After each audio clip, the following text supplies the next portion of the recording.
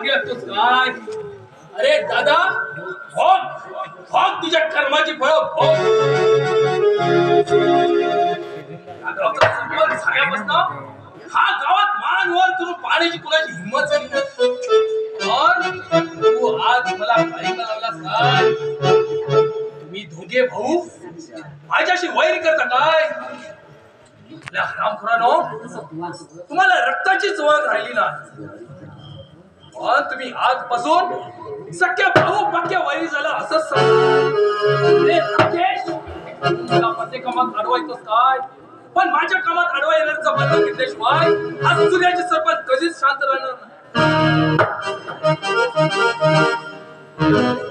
राम सरपंच, कसला विचार करत बसलायसा? ये प्रिया, अगदी वेळेवर आलास. सरपंच, वचनाला जाणार हे रामोशीच्या औलाद आहे. बोला सरपंच, कामाचं बोला. प्रिया,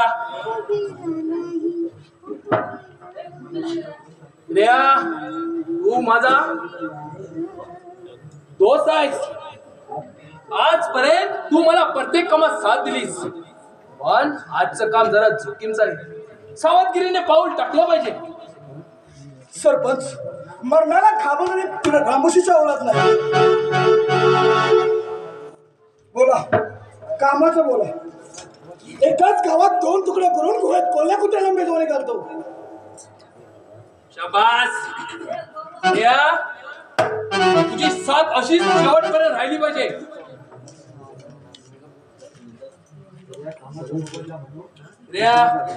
कामाचा मोबदला म्हणून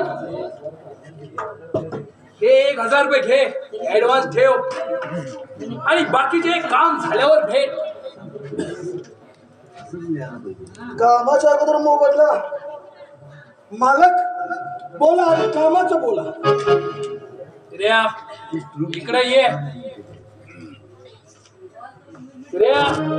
एक काम फक्त झाले पाहिजे बघ. नाही मालक, हे काम माझ्या हाताने तुमचे पैसे परत द्या.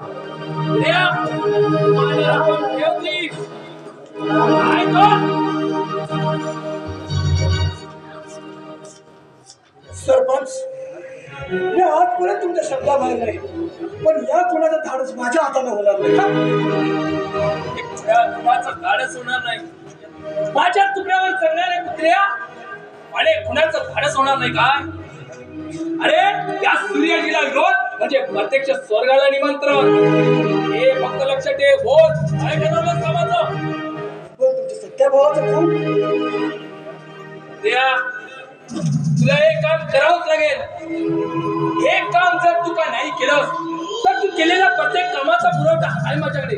तो जर पुरवठा खोटा साबित केला तर आयुष्यभर सुंदर खडी पडावं लागेल. बोल, काय ठरवलंच कामाचं?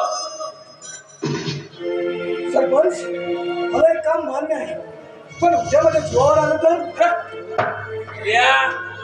आज सरपंच जिवंत असताना तुला काहीच व्हायचं कारण नाही. तुझ्या केसालाही धक्का लागू देणार नाही.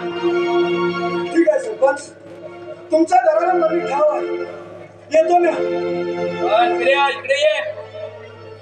जर का त्या ढेंब्यासारखं इकडचं तिकडं आणि तिकडचं इकडे गेलास तर बंदुकीच्या एकाच गोळीत पंख छाटलेल्या पाटलांचा तो फट पडणार नाही. हे फक्त लक्षात ठेव. सरपंच, काम करण्यापेक्षा तोड टाकणार नाही. येतो मी. जय काली माता. जय काली माता. माझ्या मानावर टपलेल्या गीतानो, हा सूर्याची सरपंच मला कधीच शांत बसू देणार नाही. नाग ह्या विषारी नागाच्या शपीवर पाय ठेवला, पण त्यांची केल्याशिवाय कधीच शांत राहणार नाही. चिखल्या घरात उसाला पाणी द्यायला मळ्यात गेला. काय काम करत तुझे? पण तू एवढ्या गडबडीत कुठे निघालास? अरे, तुला कशाला पाहिजे नको त्या चौकशी?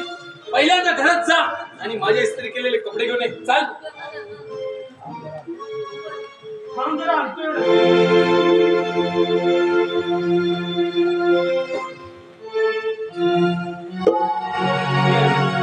कपड्याला इस्त्री केली नाही. अरे, माझे बूट कुठे आहेत? त्यांना पॉलिश केली का नाही? नाही फक्त एवढं.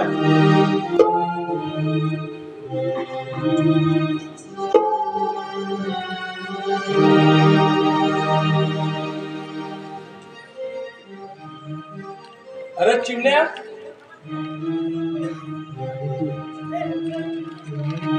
अरे चिमण्या आणि तू त्या डेंब्यासारखं घरचं खाऊन खाऊन माझा चालाय ह्या घरचं एक काम नीट होत नाही. तुम्ही या घरात राहायच्या सुद्धा लायकीचं राहिला नाही.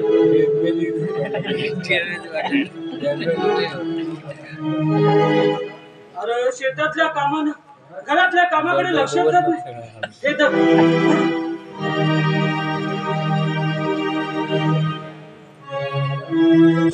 प्रियाजी, अरे शेतात गावचा सरपंच झाला आहे खरं. अरे गावची कामं करीत घरातल्या कामाकडे पण लक्ष दे. अरे परवा डोळ्यात भरून कांदे विकले, ते पैसे काय केले? हे बघ दादा, आजपासून मला पैशाचा हिशोब विचारत जाऊन कोच. सारे पैसे निवडणुकीत खर्च केले म्हणून या गावचा सरपंच झालो ना. लक्ष्मीच्या आजारासाठी पैसे घेतले होते, ते पैसे द्यायचे. राजाची फी भरण्यासाठी हात उसने घेतलेले होते, ती पण भागवायचे. आता मी हे पैसे कुठून बघू? अरे तू घरचं करता पुरुष आहे ना हो? आलो की तुझ्या जवळ पैका नाही तर कुणाची चाकरी करायला भागी. प्रियाजी, काय बोलतोस काय? अरे, या म्हाताऱ्याला चाकरी करायला लावतोस? अरे पोरा, या हाताने तुला लहानाचं मोठं केलं आणि रात्रंदिवस काबाड कट करून काळ्या आईची सेवा केली. तू पोटच्या पोरा मायाने. अरे तुमच्यासाठी मी स्वतःच्या बायकोची पण कदर केली आणि तू या भावाला चाकरी करायला लावतोस. अरे तू या घरचा कारभार घेतल्यापासून सारं कर्ज उरावं टेकलं. साऱ्या घरादारच राग रागवलं की तू जर कर्ज नाही भागवलं तर मी जमीन विकून सगळं कर्ज भागवी. अरे दादा, तू जमीन विकणारा कोण? या साऱ्या जमिनीचा मालक आज सूर्याची आहे. हा तुला दाखवतोच का गं?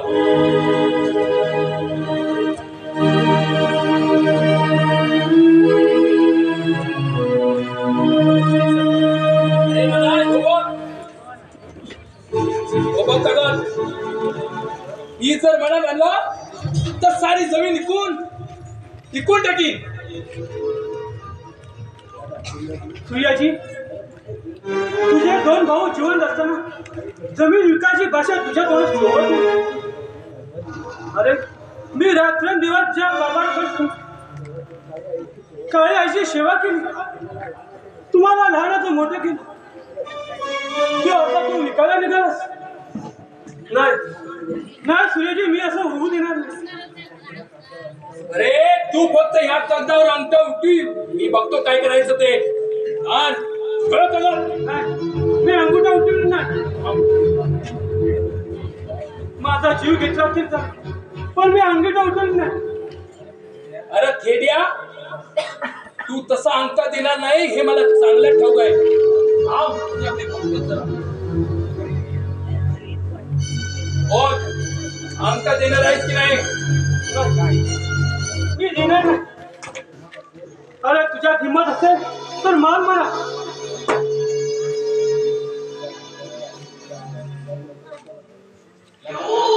या म्हाताऱ्याचे अंगात सेवेचा रक्तात थेंब असूपर्यंत मी अंगुठा देणार नाही. असं काय? अरे तूच काय सोन्याचा भाग सुद्धा ही सारी स्टेट माझ्या नावावर करे. बोल, अंगठा देणार नाहीस की नाही? जोपर्यंत या कागदावर अंगठा तू उठेल नाही बोल.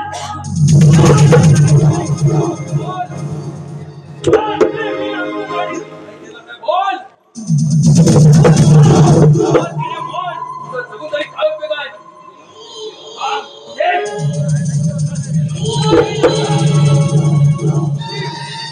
ये. थांब थांब सूर्यजी मला मारू अरे मग दे लवकर आता.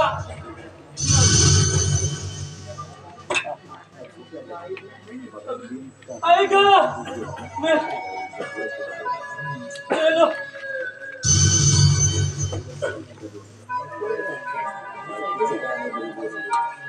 ये. ये, मार नको.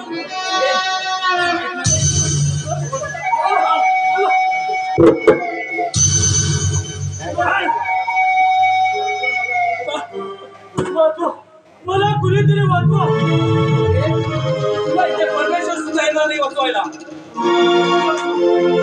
लक्ष्मी वाचवा मला कुणीतरी वाचवा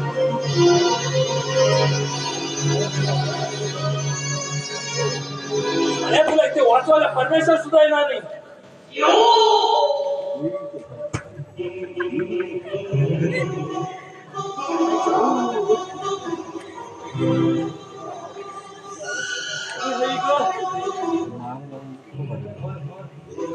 मार मार थेड्या तुझं काय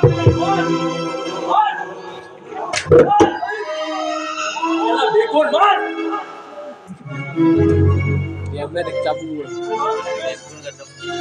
छान सूर्याजी वापस भावाला मारून इथून निघाला. दादा, काय झालं कशासाठी मारलं तुम्हाला? बाईला दादाला पुन्हा नेला होता म्हणून दादाला मारलंस. अरे विचार की तुझ्या भावाला.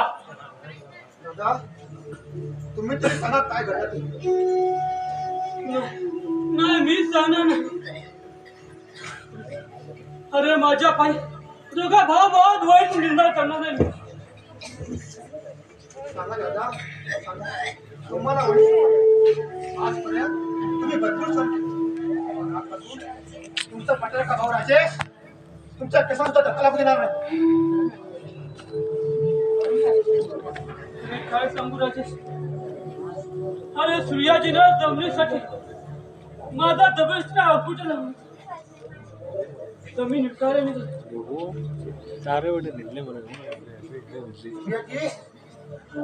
दादा जरी बोलावला तरी तुमचा भाऊ राजेश वकील अजून जिवंत आहे. कुठे आहे जमिनीचा कागद?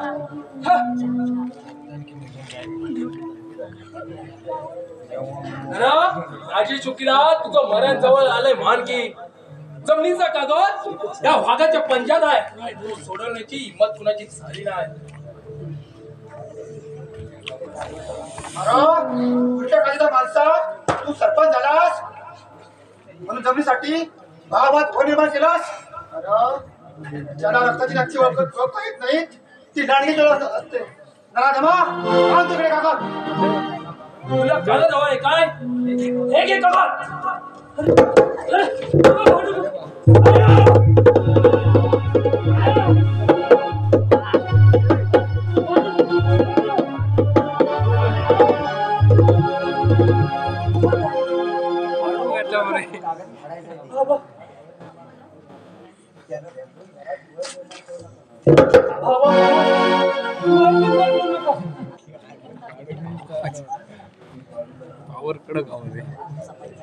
राजेश आज या विशाल नागाच्या शेपटीवर पाय टाकलास पण दंश केल्याशिवाय शांत राहणार नाही. हे फक्त लक्षात ठेव. माझ्या अपमानाचा बदला मी घेतल्याशिवाय कधीच शांत राहत नाही. हे फक्त लक्षात ठेव.